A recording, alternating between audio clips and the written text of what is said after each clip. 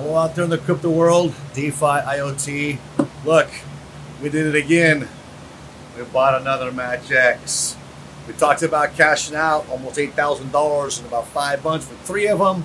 We got a couple more, got some more coming. I want to talk to you today, give you updates on some of the MXC news, give you some updates on things they're doing, and why we're continuing to go forward with MXC going down the road. You know, a lot of coins are diving right now. Actually, MXC, we actually did pretty good coming up. Let's talk about that a little bit right now in DeFi IoT. Let's get into it.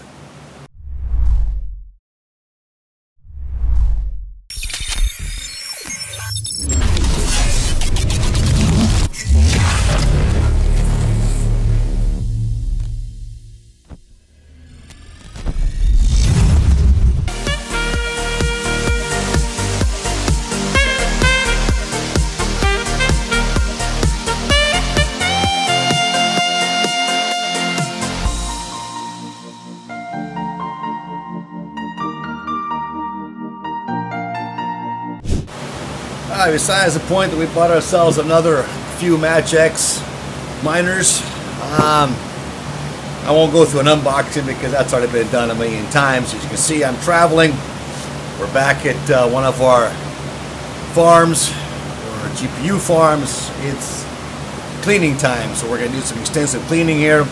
I'm also going to take you guys with me up to a place that people are selling so that we can relocate to more of a crypto-friendly jurisdiction and build an extensive GPU and ASICs mining farm with renewable energy. So we'll be doing that this trip. We'll be out for about 3 weeks, back to the studio for about 3 weeks, back again doing that same work. Then we got to find we got an idea, we got a state in mind. Actually, to be very honest with you, we're looking at Wyoming, not necessarily Texas. But Texas is not out of the question, so we'll be doing a lot of traveling, probably in April, as well as hitting that NAB show in Vegas in April. So don't miss out, please. If you haven't subscribed, hit the subscribe button. And I'm going to do another video right back to back here. So we put these out. Tomorrow I'm actually be heading up and recording up in the mountains where we got this property at. And so I'll get 2 out today, back to back. Another one I'm going to talk about what's really going on in Ukraine behind the scenes, and we can't fall into this whole, you know, this whole deceptive tactic that's actually going to try to encumber or bring in cryptocurrencies under the umbrella that, you know, Putin and all these other bad guys out there will be able to use cryptocurrencies to survive. We got to be careful of that. So we're going to talk about that too. Right now, so we'll talk about some MXC updates. I'm going to go right here to what they sent me directly, the DKP update, the 3, right, the update. Well, as you know, the MXC was doing the whole Bitcoin mining. They were basically experimenting, from basic terms, right? So MXC's innovative low-power Bitcoin mining testnet ended on February 26th. After running successful for 90 days, we received a lot of positive news about the low-power Bitcoin mining program from the miners, and we're very excited to evaluate the results. This was the largest low-power Bitcoin rollout ever performed, and early results show smooth mining transition to all who were involved. So it was very successful for them. They're going to come out with it now and make it available for everybody. Now, what you're going to have to stake on that, because that's the one downside about MXC, is you really have to leave a lot of your coins or put up a lot of coins. It's staking, basically, what you want to reduce it down to. With MXC, brings in a lot of complaints. I don't necessarily like that either. And you know, we sold off nearly $8,000 in tokens in 3 miners that we did over about 4.5 months, 5 months, to buy more of these miners. The MXC token itself, it's actually stress-free, not like Helium. You know, Planet's easy too, but Planet is not that consistent right now. Planet needs to do something. So amongst all the type of mining, the GPUs, even ASICs are simpler, but with the MXC, it's just you put it up and you don't have to worry about it. As long as you got your internet and your electricity running, it runs. And then you want to put it at 5G, add another antenna from what we're being told. So let's hope that they don't have to add another device to it like a lot of the Helium does, like in Freedom 5. So it was successful in the Bitcoin mining. Now realize we're not mining Bitcoin, you're just being paid in Bitcoin. Okay, you're just being paid Bitcoins like a Polkadot. We talked about that in another video. With Polkadot coming up, you're going to be able to mine Polkadot on MXC later this year, apparently. So as we know, MXC doesn't actually mine these other coins like Bitcoin or Polkadot. They're just paying us for putting up money in another type of a service for MXC, right? Let's keep going here. Cryptocurrency license. Well, MXC Foundation has obtained a cryptocurrency license in St. Vincent and the Grenadines. You can now find a link to these. You go on the official website. It's great news because it means that in the future, MXC can open fiat MXC payments as well as bring more Web 2.0 users over to the MXC metaverse. Remember, they want to build their own metaverse inside the metaverse. They want to build their own little world inside metaverse. MXC does. Easy to use and accessible products are truly a paramount, and we pride ourselves in delivering user-friendly experience. We keep moving forward. Okay, Netherlands.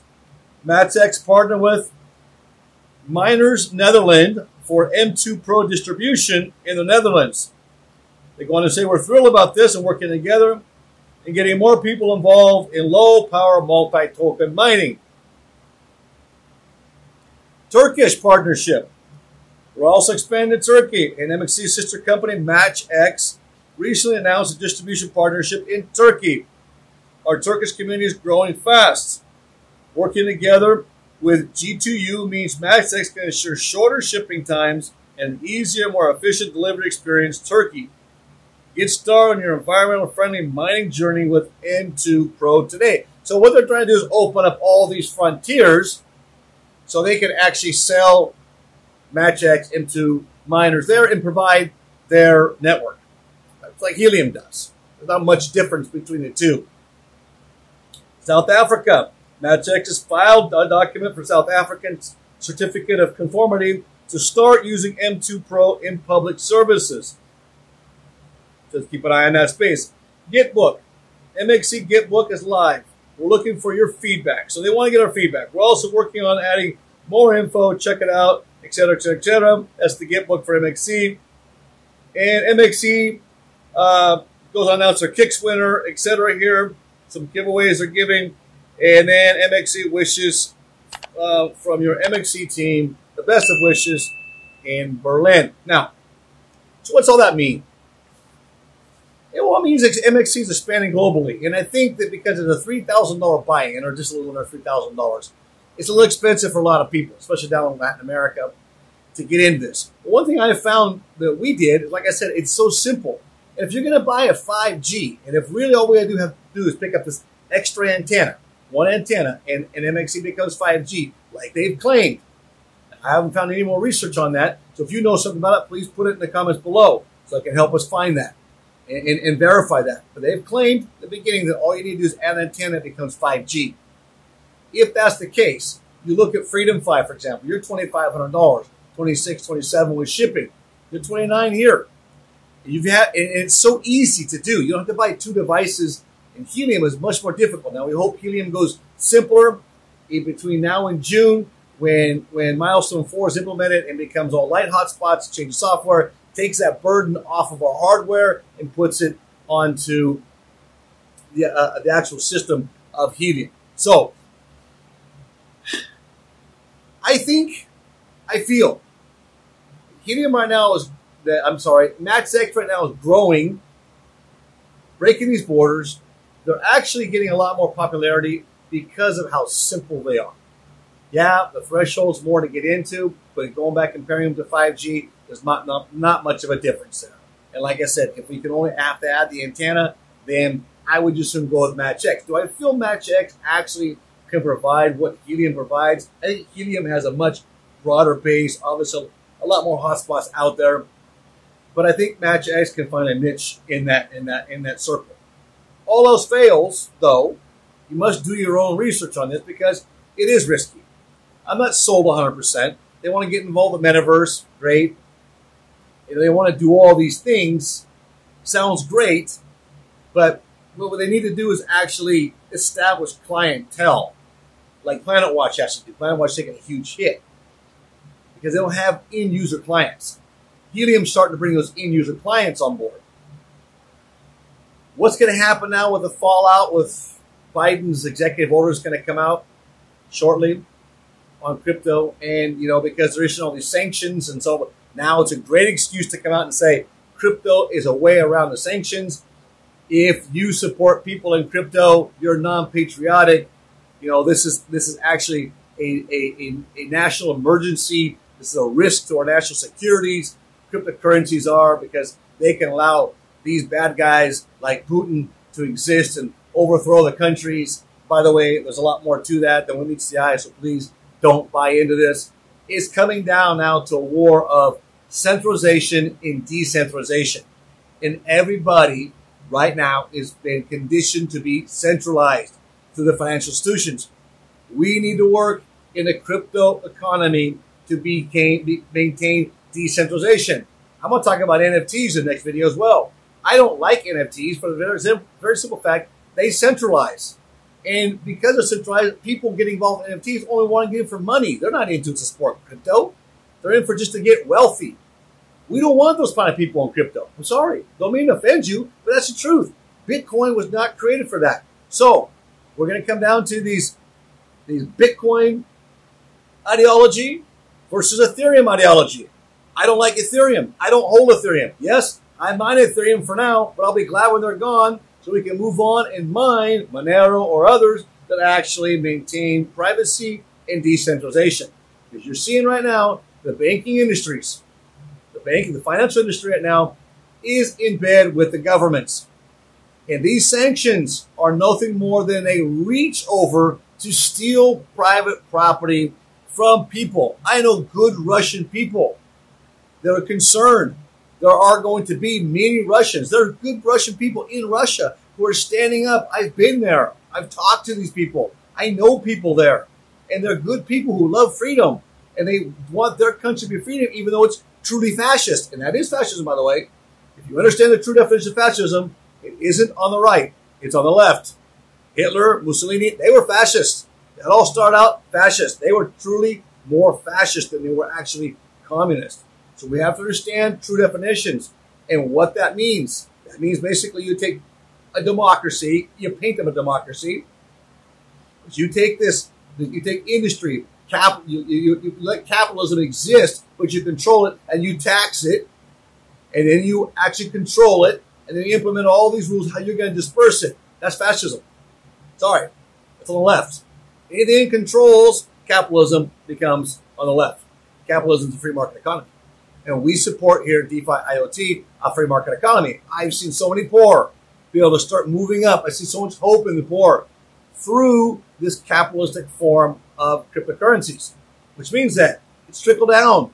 Anybody can get involved, and it's awesome to see. I teach lots of people every month, and it's exciting to watch their eyes open and say, hey, I have an opportunity to climb out of poverty.